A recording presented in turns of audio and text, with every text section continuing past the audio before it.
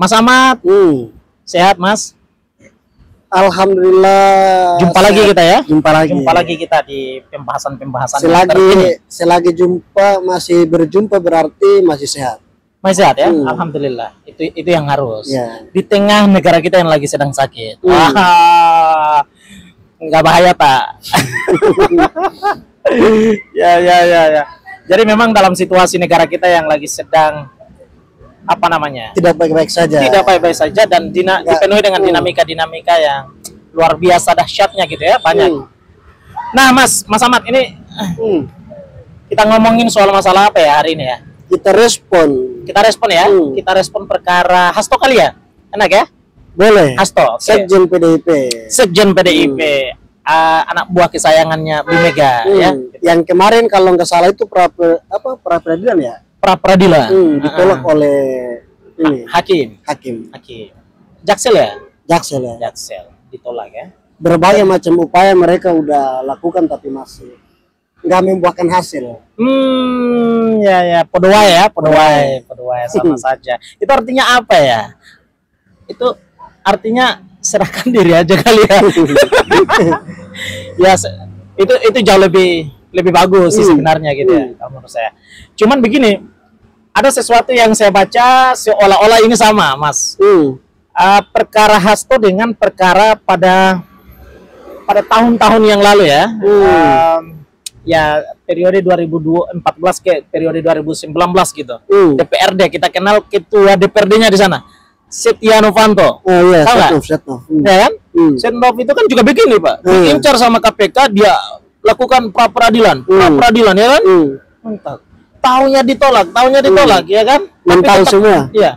Jadi yang saya lihat adalah pra-peradilan ini selain daripada langkah hukum yang diperkenankan oleh undang-undang katakanlah gitu, tetapi dari aspek lain saya kira ini adalah merupakan bagian daripada langkah hukum ya untuk memperhambat gitu loh. Persoalan-persoalan hukum ini terselesaikan dengan cepat, ya kan, untuk menggapai satu kepastian hukum itu sendiri. Walaupun saya sadar nih, saya sadar bahwa mereka bakalan bilang kita pun lagi sedang berjuang untuk memastikan kepastian hukum gitu loh, untuk keadilan hukum pula gitu kan.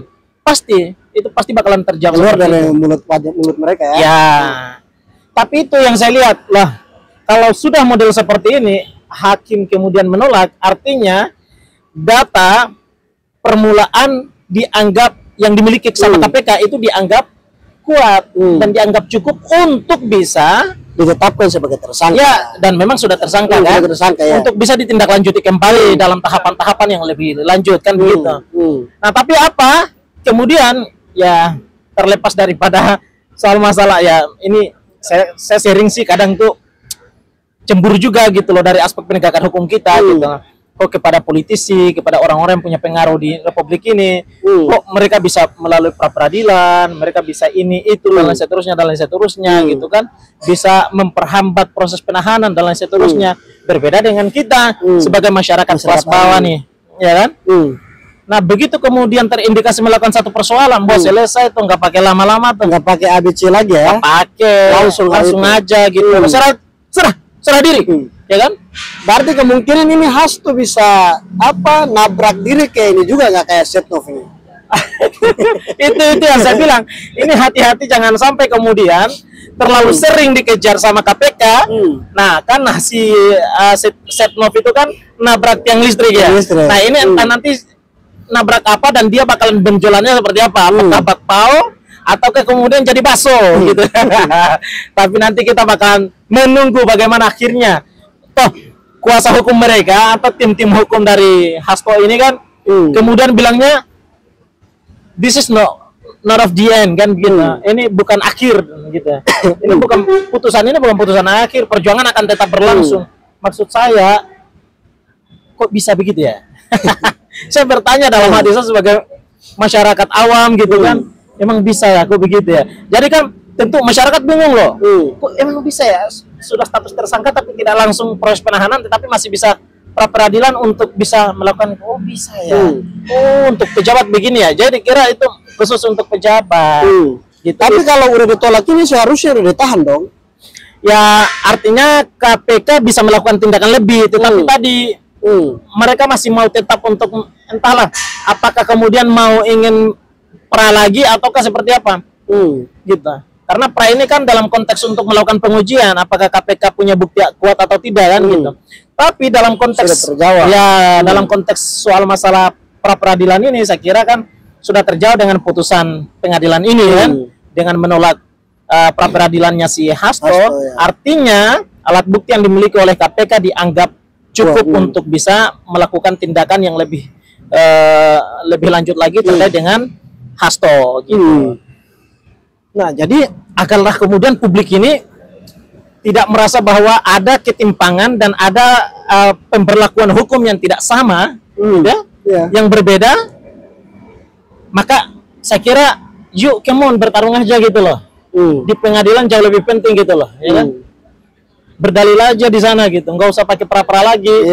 Ya kan? Diri aja udah. Nanti masyarakat ini semakin lebih tambah bingung. Loh ini bagaimana? Kok begitu? Kok kalau pejabat begitu? Padahal kita ini penganut asas equality before the law, ya kan? Asas kesetaraan di dalam dan di mata hukum itu sendiri gitu. Nah, tapi ini satu fakta gitu loh, masyarakat kemudian beranggapan seperti itu. Emang bisa ya? Oh, untuk pejabat tertentu, politisi, sekjen partai mesti harus seperti itu ya, harus pra peradilan dulu gitu.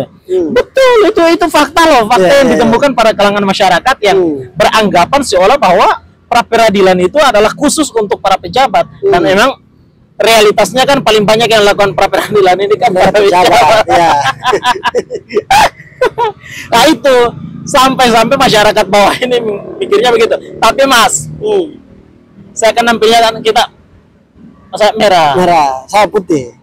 Ini bukan simbolisasi dari partai politik ya, bukan. Ini kebetulan aja bajunya. Jadi bukan kader ngomongin sekjen, bukan. Masyarakat biasa. Atau mungkin karena lembaga KPK ini berdiri di zamannya Ibu Mega, sehingga berbagai macam cara mereka lakukan walaupun pra peradilan udah ditolak. Menarik nih. Waktu acara apa kemarin tuh yang Bu Mega tuh kan nyinggung juga soal masalah KPK kan. Kalaupun Hasto ditetapkan tersangka dia akan turun tangan. Ya kan, sempangnya KPK. Iya, Bu Mega kan ada ngomong juga soal masalah KPK itu, bilang KPK kok berani cuma sama Hasto gitu kan, cuma kejar Hasto gitu kan. Kalau saya tidak salah ingat gitu loh, itu seperti itu nada-nadanya itu. Dan bilang gitu loh, saya mulai kemudian mengungkit soal masalah peristiwa bagaimana perjuangan dia untuk membangun KPK gitu kan. Nah gitu. Nah saya kira dan KPK jangan sampai terpancing dengan hal begini, mesti harus tetap mengedepankan kepastian hukum itu. Agar apa? Agar masyarakat ini tidak punya penafsiran yang berbeda menyangkut masalah proses penegakan hukum di negara ini. Karena sesungguhnya perkara ini itu amat sangat membuat ambigu, kita menghadirkan ambiguitas di kalangan masyarakat itu sendiri. Misalnya tadi kita sampaikan, masyarakat kemudian beranggapan bahwa pra peradilan ini hanya untuk para pejabat tertentu saja, sementara masyarakat bawah itu tidak bisa.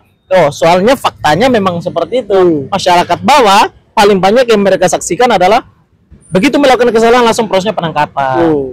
Pejabat beda. Iya, langsung ditingkatkan menjadi P21 misalnya kan. Langsung masuk ke pengadilan. Atau mungkin karena masyarakat ini nggak punya duit kali ya? Justru mereka beranggapan ini khusus pejabat, dan perbedaan antara peradilan antara pejabat dengan masyarakat bawah itu secara otomatis menggambarkan tentang bagaimana kekuatan finansial berjalan di sana gitu kan. Mereka bilang, oh cuman pejabat loh, orang gambaran pejabat kan orang yang punya duit Pak, ya kan?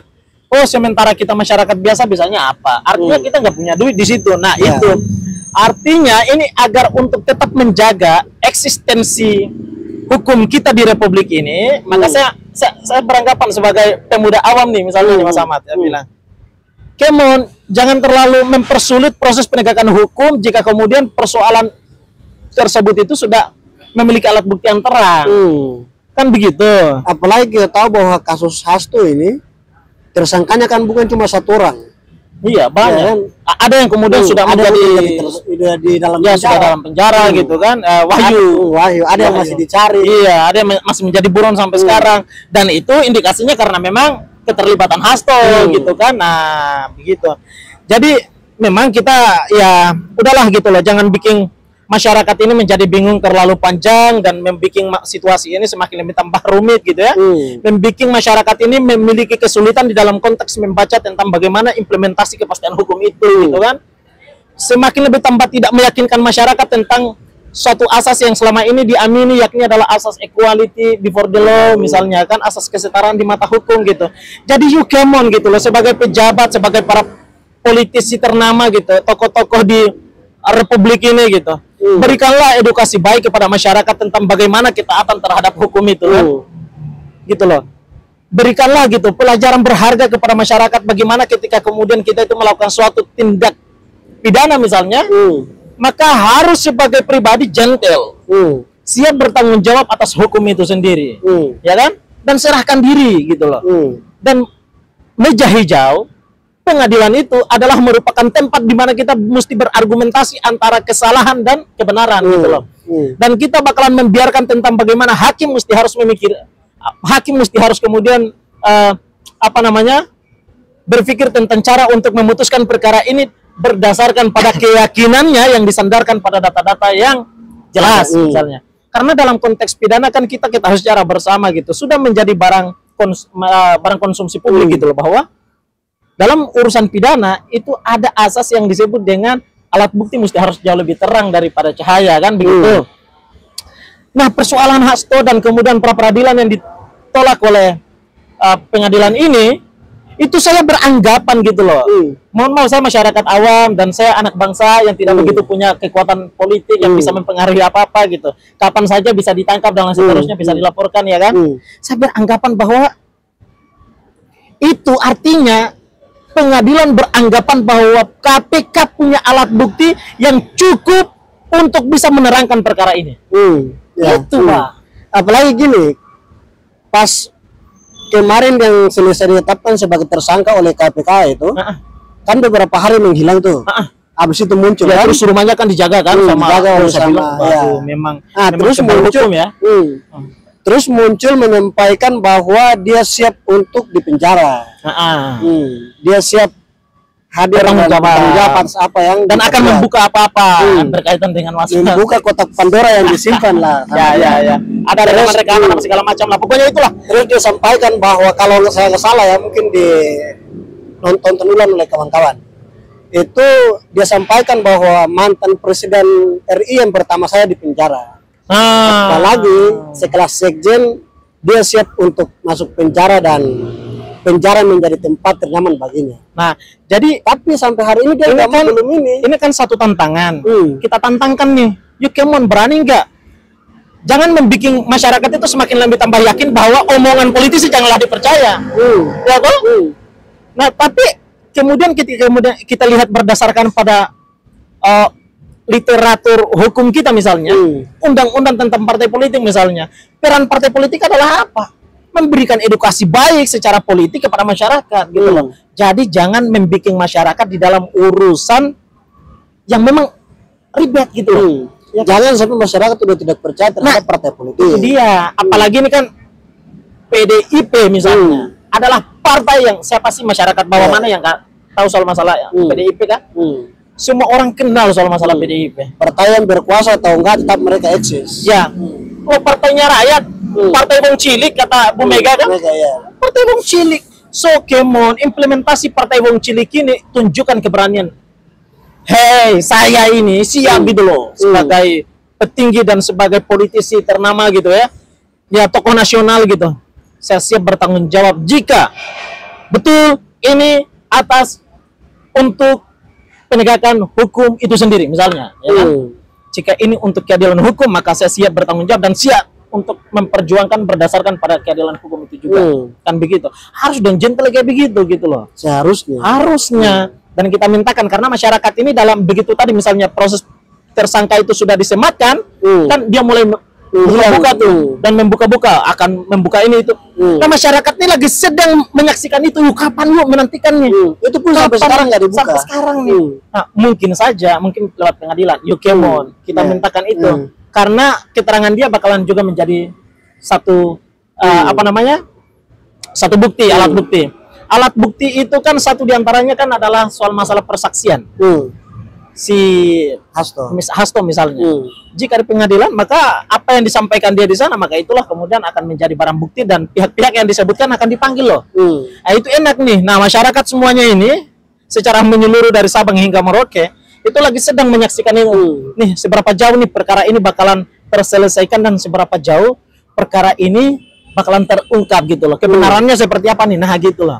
Jadi janganlah bikin masyarakat ini semakin lebih tambah ruwet di dalam membaca bagaimana proses penegakan hukum itu, bagaimana kepastian hukum itu tereksekusi dan lain seterusnya dan lain seterusnya. Saya kira demikian dulu, Mas. Nah, nanti kita akan tanggapi lagi pada lain kesempatan berkaitan dengan perkara ini, tapi kita mau ingin sampaikan kepada rekan-rekan kita di luar sana. Artinya betul, saya yakin sungguh teman-teman banyak yang kemudian takut nih. Takut loh. Masalahnya Hasto itu bukan sembarangan orang loh, Pak. KPK sekjen yang udah 2 periode kalau nggak salah. Ya, sekjen partai besar dan KPK aja nggak bisa loh. Padahal sudah tersangka tuh, KPK nggak bisa langsung nangkap ya. Kalau kita bilang sih mungkin anak emasnya Bu Mega kali. Ya. Orang begitu tersangka rumahnya ditangkap, dijaga sama pengawal kok, dia nggak bisa diapa-apain kan, orang media nggak bisa masuk segala macam itu. Jadi ini bukan sembarangan orang gitu loh. Nah, jadi saya kira banyak yang kemudian merasa takut untuk bersuara atas perkara ini gitu loh. Nah, tapi ya sebagaimana kita juga takut juga nih, takut juga saya. Cuma sebagai masyarakat awam, nah sebagai anak bangsa gitu loh, kita mencoba untuk memberi pandangan, merespon perkara ini. Karena ini adalah merupakan bagian daripada upaya untuk mendorong penegak hukum di Republik ini. Yukemon, moral hukum itu, etika hukum itu jauh lebih penting untuk harus diterapkan ketimbang mesti harus memandang siapa dia sebagai latar, ya kan, dengan latar belakangnya apakah dia politis atau siapa gitu. Jadi tidak memandang itu. Yukemon kedepankan keadilan hukum, ya kan, kedepankan kepastian hukum itu dan asas kemanfaatannya itu loh, agar menjadi jerah bagi semua pihak. Saya kira demikian tuh. Baik. Selamat ya. Yuk kita tunggu sikap Hasto ke depannya. Ya, jangan lupa komentar Anda di kolom komentar sebagai ruang demokrasi digital kita. Terima kasih banyak. Assalamualaikum warahmatullahi wabarakatuh.